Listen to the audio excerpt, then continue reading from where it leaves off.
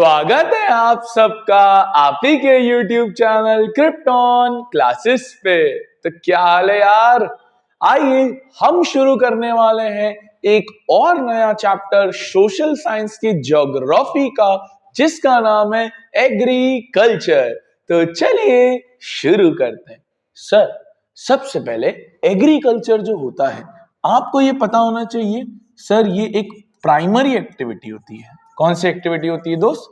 Primary activity होती है। कौन सी एक्टिविटी होती है दोस्त? प्राइमरी एक्टिविटी होती है। हमारे देश में आज भी लगभग आप देखोगे तो 50% से ज्यादा आबादी खेतीबाड़ी के अंदर लगी हुई है। और ये जो खेतीबाड़ी होती है इन टोटल 3 तरह की होती है। कितने तरह की होती है दोस्त? 3 तरह की। पहली होती है प्रिमिटिव सबसिस्टेंस फार्मिंग, बड़ी इंपॉर्टेंट है। एग्जाम में पिछले साल क्वेश्चन भी आया 2025 का। प्रिमिटिव सबसिस्टेंस फार्मिंग कहती है इसमें छोटे पैच पे काम होगा, लैंड छोटा होगा, कोई मॉडर्न टूल्स नहीं होंगे, ट्रेडिशनल टूल्स होंगे, पुराने टूल्स को ज्यादा रखा जाएगा। अच्छा, इसमें जमीन भी खुद की नहीं होती। पता है क्या करते हैं? जैसे कोई जमीन मिली जिसपे जंगल वंगल उगा हुआ है, लेट से कोई पेड़ वेड़ उगा हुआ है, वीड्स उगे हुए हैं, काम की चीज नहीं है। क्या करेगा वो फार्मर? उसको जला देगा। जला के जितनी ऐश बनेगी वो ऐश उस पर सेटल हो जाएगी। कुछ टाइम बाद, 2-3 दिन, 4-5 दिन के बाद वो ऐश क्या करेगी? उस सॉइल की, उस मिट्टी की फर्टिलिटी को बढ़ा देगी और साफ सफाई करके फिर खेती कर सकते हैं। बट एक प्रॉब्लम है, ये प्रॉब्लम है कि आपको ये ज्यादा चल नहीं पाएगी जमीन, क्योंकि इसकी फर्टिलिटी गिरते जाती है। एक टाइम चली, 1 साल चला, 1.5 साल चला, 1.5 साल के बाद वापस नए पे जाना पड़ेगा, फिर वापस से जलाओ, फिर ऐश गिरेगी, फिर ये। इसलिए पता है इस एग्रीकल्चर का एक नाम है स्लैश एंड बर्न। क्या बोलते हैं इसको? Slash and burn. या इसका एक और नाम है शिफ्टिंग कल्टीवेशन, क्योंकि आप बार बार शिफ्ट करते जाते हो। तो प्रिमिटिव फार्मिंग सबसे सिंपल है, और याद रखना ये बहुत पुराने टूल से होती है, बहुत छोटे छोटे चीजों पे होती है। देखो, फ्यू पॉकेट्स इन इंडिया में प्रैक्टिस होती है, स्मॉल पैचेस ऑफ लैंड होते हैं, प्रिमिटिव टूल्स, पुराने टूल्स, हो, डाउ, डिगिंग स्टिक्स, और ज्यादातर फैमिली का ही कोई लेबर होता है। इसको स्लैश एंड बर्न भी बोलते हैं, जैसे मैंने आपको बोला, या इसको झुमिंग भी बोला जाता है नॉर्थ ईस्ट में। याद रखना, मेघालय, नॉर्थ ईस्ट वगैरह में इसको झुमिंग बोला जाता है। पलाव इसको मणिपुर में बोला जाता है। दीपा इसको छत्तीसगढ़ में बोला जाता है, अंडमान में बोला जाता है। तो ये आपकी होती है primitive subsistence farming. Primitive subsistence farming के बाद इसी का बेहतरीन वर्जन आता है इंटेंसिव फार्मिंग। नाम से समझो, यहां पर लैंड पे इंटेंस प्रेशर है, थोड़ी सी जमीन पे प्रेशर बढ़ जाएगा, यानी यहाँ पर फार्मर है ना थोड़ा पैसा कमाने का भी सोचेगा। तो इंटेंसिव फार्मिंग में क्या होता है? एक तो जमीन बढ़ जाती है, मॉडर्न टूल्स यूज होना चालू हो जाते हैं, मल्टीपल क्रॉपिंग का उपाय यूज करना चालू कर देता है, तो इंटेंस प्रेशर आ जाता है यहाँ पर। तो देखो, ये high population pressure on land रहता है सर, और लेबर इंटेंसिव है, लेबर की सबसे ज्यादा जरूरत पड़ती है। अच्छे खासे इनपुट्स, बायोकेमिकल इनपुट्स, इरिगेशन अच्छे खासे प्रोडक्शन के लिए किया जाता है। अब भारत देश में इससे भी सबसे बड़ी फार्मिंग जो यूज होती है वो ये दो भी नहीं है। पहली तो बहुत छोटी थी, ये फिर भी ठीक ठाक थी। सबसे मेन जो भारत देश में फार्मिंग होती है वो होती है कमर्शियल। कमर्शियल का मतलब होता है सिर्फ पैसे के लिए, तो वो फार्मिंग सबसे मेन होती है जिसको कमर्शियल बोलते हैं। अब कमर्शियल के लिए सर आपको पैसा कमाना है, तो ऑब्वियसली बात है जमीन भी बहुत बड़ी होनी चाहिए। जमीन भी बड़ी होनी चाहिए, तो साथ ही साथ जो HYV सीड्स आप यूज करोगे, आप फर्टिलाइजर्स यूज करोगे, पेस्टिसाइड्स यूज करोगे, ताकि जो खेती है वो और अच्छी हो। मल्टीपल क्रॉपिंग का फासला लोगे, मॉडर्न टूल्स यूज करोगे, अच्छा खासा पानी का सप्लाई होगा। इन शॉर्ट पैसा कमाने के लिए हर वो चीज करी जाएगी जिससे प्रोडक्शन बढ़ जाए। इसको बोलते हैं कमर्शियल फार्मिंग। देखो, HYV सीड्स याद है ना, हाई यील्डिंग वैरायटी सीड्स। इसी के अंदर एक और आता है जिसको हम बोलते हैं प्लांटेशन। क्या बोलते हैं? प्लांटेशन। प्लांटेशन में क्या होता है सर? प्लांटेशन वो जड़ी बूटी का नाम है जहां पर एक खेत पर एक ही क्रॉप उगाई जाती है। जनरली चाय, कॉफी, इनका प्लांटेशन किया जाता है। बस प्लांटेशन में मल्टीपल क्रॉपिंग अलाउड नहीं होती, कमर्शियली होती है, पैसा ही कमाया जाता है, बट मल्टीपल क्रॉपिंग नहीं हो सकती। साथ ही साथ इसमें खूब सारा लेबर लगता है, क्योंकि चाय और कॉफी के जो बीन्स होते हैं उसको मैनुअली प्लग करना पड़ता है, और उसमें सस्ता लेबर भी चाहिए, साथ ही साथ स्किल्ड लेबर भी चाहिए। अगर नहीं मिलेगा तो बड़ी प्रॉब्लम हो जाएगी। ठीक है, तो प्लांटेशन भी एक टाइप ऑफ क्या होती है, कमर्शियल फार्मिंग होती है। बस याद रखना, सिंगल क्रॉप ग्रो होती है। कौन सी क्रॉप ग्रो होती है? सिंगल क्रॉप होती है, जैसे टी, कॉफी, रबड़, शुगर केन, बनाना, इन सब का प्लांटेशन होता है। फिर आता है क्रॉपिंग सीजन्स। ये तो आपने खैर बचपन से पढ़े हुए हैं, बहुत नॉर्मल नॉर्मल से सीजन्स हैं, रबी, खरीफ, जैद। आइए समझते हैं। सबसे पहले सीजन आता है खरीफ। खरीफ क्रॉप्स उगाई जाती है जनरली मॉनसून में, जून जुलाई के आसपास आसपास इसको उगाया जाता है, और इसको हार्वेस्ट किया जाता है ठंड में, सितंबर अक्टूबर के अंदर। चावल इसका सबसे अच्छा एग्जांपल है, जो एक खरीफ क्रॉप है। मॉनसून पे डिपेंड होते हैं, जैसे भुट्टा होता है या चावल होता है, ये सारे आपके खरीफ क्रॉप कहलाते हैं। रबी क्रॉप क्या होती है सर? ये ठंड में उगाई जाती है, अक्टूबर दिसंबर के आसपास उगाई जाती है, जैसे अभी उग रही होगी ये चीज, और इसको हार्वेस्ट गर्मियों में किया जाता है, अप्रैल जून के अराउंड। तो ये थोड़े ठंड के समय इसको उगाते हैं और गर्मी के समय इसको निकाल देते हैं। और ऐसी एग्जाम्पल में आता है गेहूं, गेहूं, वीट। ठीक है, एग्जाम्पल वीट है, बार्ली है, मक्का है, मस्टर्ड है। फिर आती है Zaid crop. Sir Zaid crop क्या है? 2 महीने बच रहे। देखो यहाँ पर अप्रैल जून में हार्वेस्ट हुई, वहां अभी है ना जून जुलाई, तो एक मई का महीना थोड़ा बच रहा है, तो उसमें ये जैद क्रॉप जनरली मार्च जून के अराउंड और जुलाई के आसपास निकाल लेते हैं। हाँ, इसमें एक और चीज याद रखना, ये वाटर इंटेंसिव क्रॉप होती है, पानी बहुत ज्यादा लगता है इनको, जैसे क्यूकुम्बर होता है, मस्क मेलन होता है, वाटरमेलन होता है, ये सब जैद क्रॉप्स होती है। ये तो बहुत छोटी सी चीज है, cropping seasons not very important. अब आती है हमारे ऊपर मेन मेन क्रॉप्स। तो मैं आपको सारी क्रॉप्स एक फ्लो चार्ट और एक टेबल के फॉर्म में बताऊंगा, है ना। आपके लिए एक टेबल बना के लाया हूं मैं, वो टेबल के फॉर्म में आपको सारी क्रॉप्स का अंदेशा दूंगा मैं। जैसे मेजर क्रॉप्स में, अच्छा सर एक मिनट, आप सोच रहे होगे सर हमको कहां मिलेगी ये पीडीएफ, हमको कहां मिलेंगे ये नोट्स? तो मैं आपको बता दूं, इस चैप्टर के जो नोट्स हैं नीचे टेलीग्राम ग्रुप पे, सुनिएगा ध्यान से, नीचे टेलीग्राम ग्रुप की एक लिंक है, वहां इसके नोट्स अपलोडेड रहते हैं। प्लस प्लस नीचे गूगल ड्राइव की लिंक है, गूगल ड्राइव के लिंक है, उसमें भी स्ट्रक्चर्ड वे में नोट्स अवेलेबल है। लेट मी शो यू दादा। देखो ये हमारी बुक है, क्लास 10th की सोशल की बुक है। इस क्लास 10th की सोशल की बुक में नोट्स हैं, है ना। ये हम ऑफलाइन तो यूज करवाते ही हैं, बाकी ऑनलाइन वालों के लिए हमने गूगल ड्राइव पे इसी के नोट्स वहां अपलोड किए हुए हैं, बेस्ट क्वालिटी के अंदर पीडीएफ फॉर्म में, आपकी हेल्प के लिए। तो आप उस गूगल ड्राइव पे जाओगे तो आपको नोट्स की एक लिंक मिलेगी, उस नोट्स पे क्लिक करोगे तो आपको सोशल के सारे चैप्टर्स के नोट्स बढ़िया फोटो फॉर्मेट में, प्रॉपर उसमें सब क्वेश्चंस भी हैं, सब कुछ है, इवन एमसीक्यू भी है, इवन एमसीक्यू भी है, जिसके अंदर हमने क्यूआर कोड डाल के दिया, स्कैन करोगे गूगल फॉर्म की टेस्ट मिलेगी। इतना हमने करके रखा है। साथ ही साथ मैप वर्क भी है, साथ ही साथ मैप वर्क भी है, तो आप वहां जा सकते हैं। अच्छा, अब आते हैं हम क्रॉप्स के ऊपर। पहले तो हम पढ़ेंगे फूड क्रॉप्स, जो खाने वाली क्रॉप होती है, चावल, गेहूं, पल्सेस, दालें, ये वो फलाना चीज। पहला आता है चावल। भारत में चावल साउथ में बहुत यूज होता है, साउथ में बहुत यूज होता है, और चावल और गेहूं दोनों स्टेपल क्रॉप है। स्टेपल क्रॉप का मतलब होता है रोजमर्रा के खाने में, जैसे हम इंदौरी हैं, वैसे हमारे यहाँ पे कहते हैं पोहा आपकी स्टेपल है। नहीं यार, पोहा हमारे यहाँ पे ब्रेकफास्ट में खूब चलता है। बट मैं आपको बता दूं, हमारे इंदौर में सुबह शाम रोटी तो बनती ही बनती है। वो फुल्का जो रोटी होती है, चपाती तो बनती ही बनती है। तो अगर मैं पहले चावल की बात करूं तो सर इसको है ना 100 सेंटीमीटर से ऊपर का रेनफॉल लगता है, अच्छा खासा रेनफॉल, क्योंकि एक खरीफ क्रॉप है। 25 डिग्री से अब इसको टेम्परेचर की नीड पड़ती है, और एक जैसे मैंने बोला ये खरीफ क्रॉप है ना। इसको बारिश में उगाया जाता है और ठंडी में निकाल लिया जाता है। भारत चाइना के बाद सेकंड लार्जेस्ट प्रोड्यूसर है, भारत चाइना के बाद सेकंड लार्जेस्ट प्रोड्यूसर है। इसको एल्यूवियल क्ले सॉइल लगता है। कैसे सॉइल लगता है सर? एल्यूवियल क्ले सॉइल लगता है। हमारे यहाँ पर north eastern India coastal areas में इसको उगाया जाता है, जैसे पंजाब, हरियाणा, बिहार, यूपी, ये सारे एरियाज में आपको सबसे ज्यादा चावल की खेती होते हुए दिख जाएगी। चावल के बाद आता है गेहूं। अगर हम गेहूं की बात करें, गेहूं भी एक स्टेपल क्रॉप है, जैसे मैंने आपको बोला, तो गेहूं एक रबी क्रॉप होती है। गेहूं क्या होती है? एक रबी क्रॉप होती है।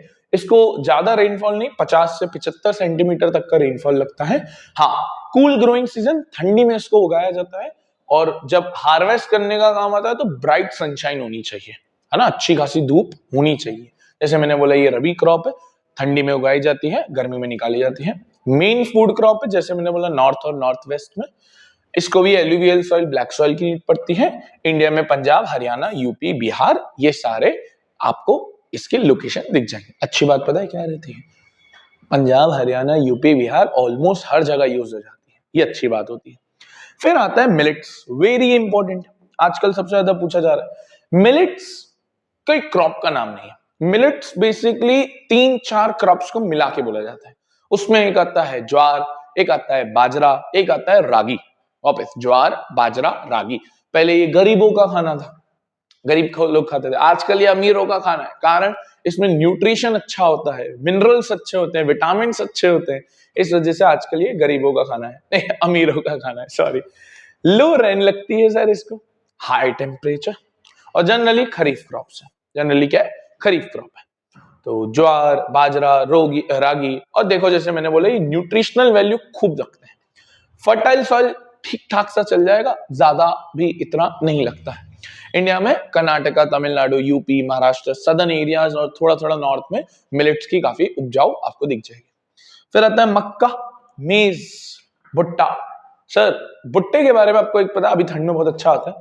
50 से 100 सेंटीमीटर की अच्छी एनुअल रेनफॉल लगती है। 21 से 27 डिग्री का टेम्परेचर लगता है। और जैसे मैंने बोला, ये खरीफ क्रॉप है, तो अभी ठंड में अच्छा खासा भुट्टा आएगा। ये फूड भी है, फूडर भी है, खाते भी हैं, खिलाते भी हैं। खाते हम भी हैं, खिलाते हैं उसको भी है। पोल्ट्री फार्म्स में भी ये यूज होता है। और कर्नाटका, मध्य प्रदेश, यूपी, बिहार जैसे मैंने बोला यार, ये बहुत कॉमनली यूज हो जाता है, वहां यूज होता है। तो इन चार में से सबके बारे में आपको पता होना चाहिए। राइस, व्हीट, टेम्परेचर इन दोनों का मेन है, रेनफॉल इन दोनों की मेन है। मिलेट्स में पता होना चाहिए कौन सी 3 आती है, मेज में पता होना चाहिए फूड और फूडर होती है।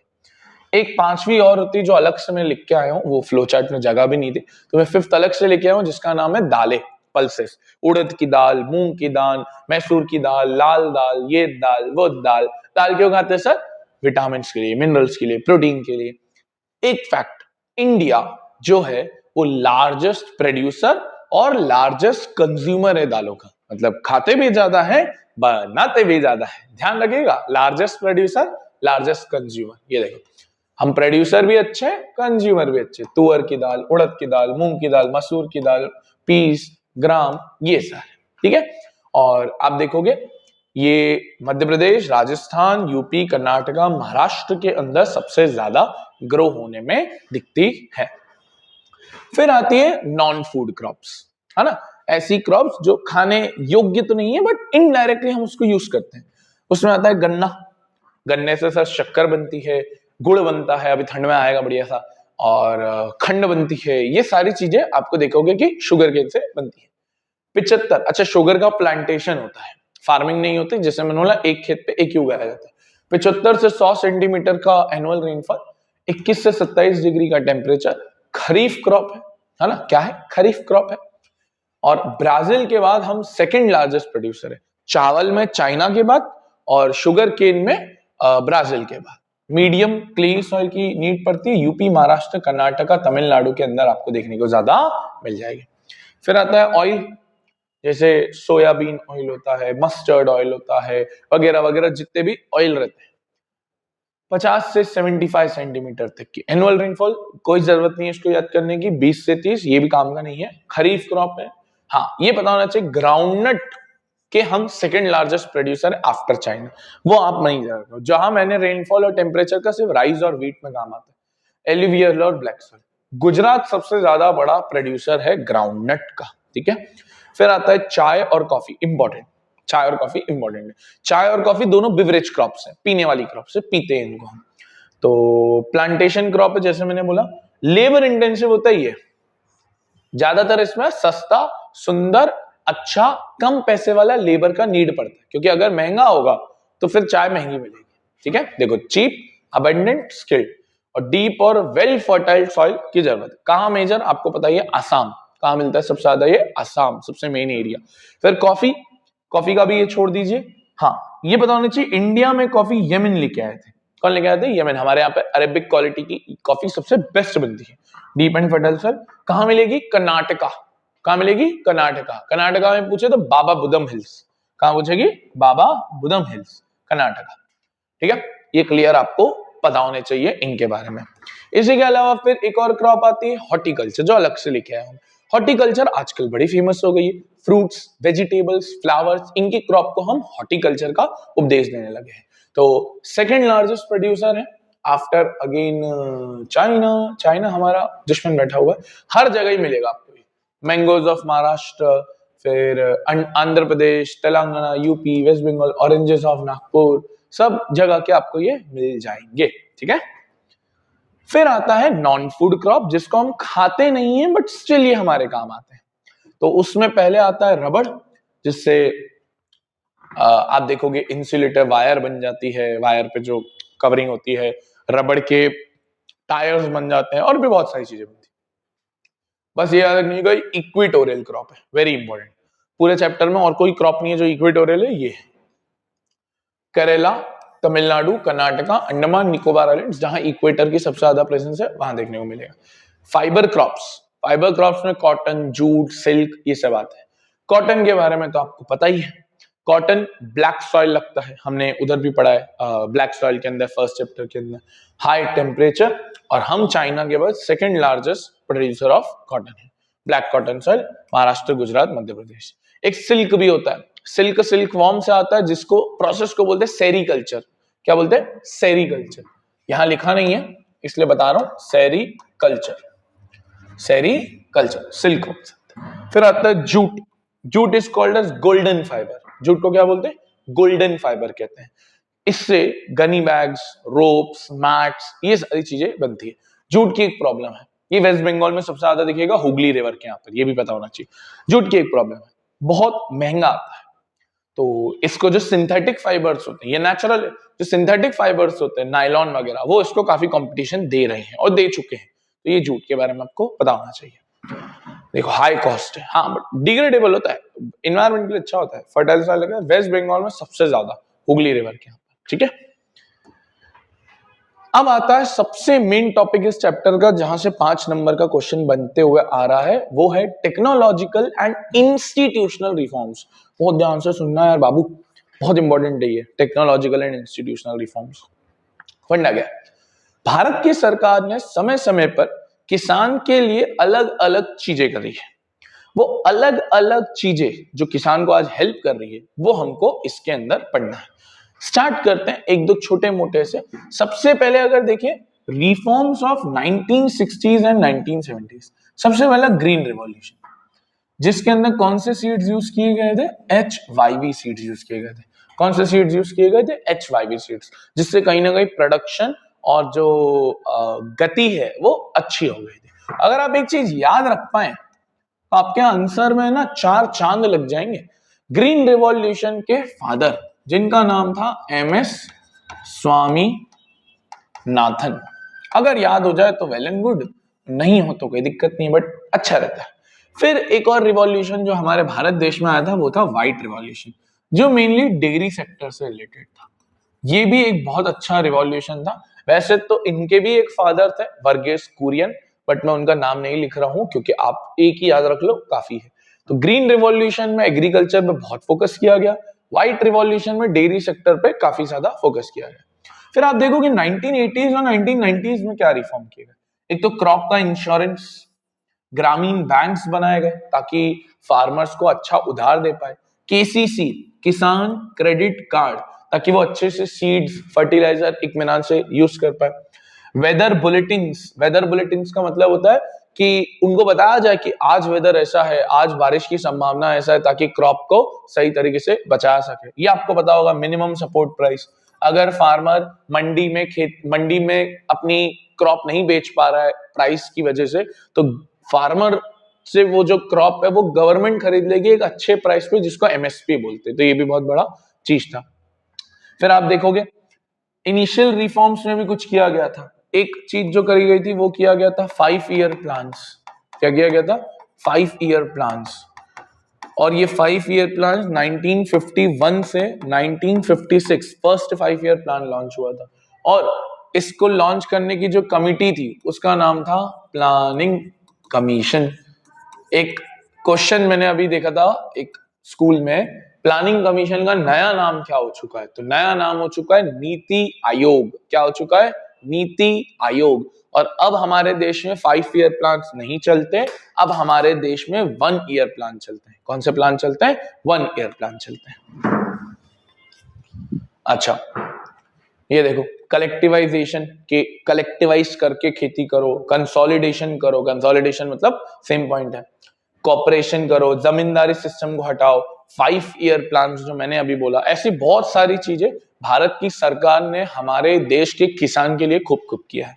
ये देखो, पिछले साल एक क्वेश्चन भी आया था इसका, जो मैंने आपको पूरा लिख के भी दे दिया है। वो तो फ्लो चार्ट में था, तो इसको मैंने डिटेल में भी लिख के दिया। 2025 में आया था। The government of India has invited some suggestion for the institutional reform. Propose any 5 institutional reform.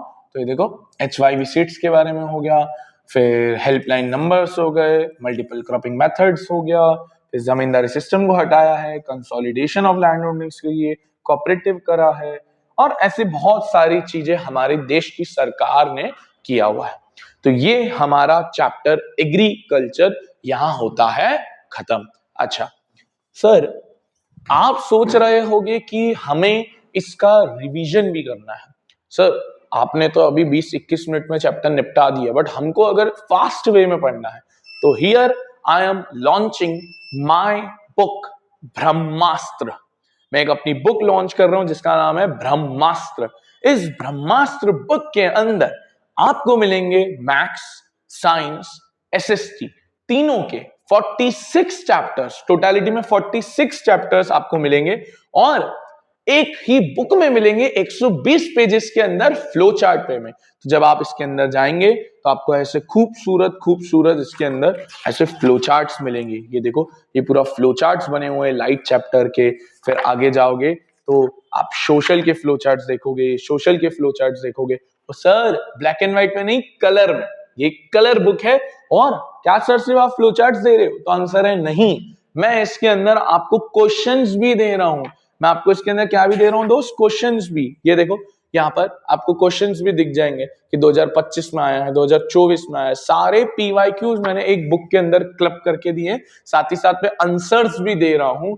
तो आपको एक ही बुक में सब कुछ मिल जाएगा। लास्ट मिनट रिवीजन के लिए ये बुक आपके लिए एक ब्रह्मास्त्र का काम करेगा, इसलिए लीजिए ये ब्रह्मास्त्र बुक। अगर आपको इसकी फ्री पीडीएफ देखनी है कि कैसी है ये बुक, तो नीचे डिस्क्रिप्शन बॉक्स में फ्री पीडीएफ नाम की लिंक है, वहां क्लिक करोगे तो आपको ये मिल जाएगी। और सर, इसकी कॉस्ट 600 रुपए नहीं, इसकी कॉस्ट 500 रुपए नहीं, इसकी कॉस्ट 400 रुपए नहीं, इसकी कॉस्ट मात्र और मात्र 350 रुपीज है। कितनी है सर? 350 रुपीज है। और 350 रुपीज में कलर बुक है। आजकल दूसरे पब्लिशर तो ब्लैक एंड व्हाइट दे रहे हैं, हम कलर बुक 350 रुपए में तीनों सब्जेक्ट की कंबाइंड बुक एक ही बार दे रहे हैं। आपकी स्क्रीन पे एक नंबर आ रहा है और मैं यहां पर भी लिख देता हूं, 9131588117। ये हमारी टीम का नंबर है। आप इस पे व्हाट्सएप करेंगे तो आपको सारी डिटेल मिल जाएंगे, और 350 में हम आपके डोर स्टेप तक ये बुक पहुंचाएंगे। पूरा डोर स्टेप, डिलीवरी चार्जेस भी हम बियर करेंगे। बस हम चाहते हैं कि हमारे यहाँ पर पूरा क्लास 10th का बच्चा कंप्लीट पैकेज लेके एकदम फतेह हासिल करे। तो thank you for watching this video. मिलते हैं नेक्स्ट लेक्चर के अंदर। राधे राधे।